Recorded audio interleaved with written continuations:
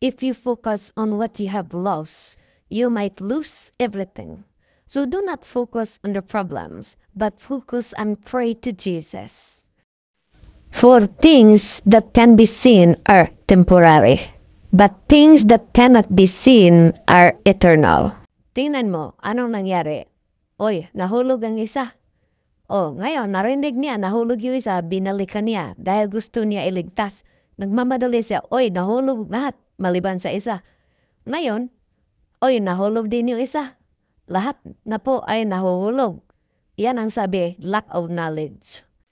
Kawawa naman sa dinyo. Ibon lang yan eh. Paano yan naging lack of knowledge? Oo, pero may nangyari sa tao din yan. Tao din naluluko. O nabudol, na scam. Dahil akala niya tama ang ginawa niya. Yun pala nagdululot ng kamatayan. Ang tanong, anong dapat kong gawin? Unang-una, kailangan meron kayong relasyon sa Diyos. Papaano? Sumampalataya ka at tanggapin mo ang Panginoon Jesucristo bilang Panginoon at tagapagligtas. Kung gawin mo ito, magiging anak ka ng Diyos. Mababasa sa John chapter 1 verse 12 and 13. Nang meron na kayo ng relasyon sa Panginoon, pwede ka na humingi ng guidance, no?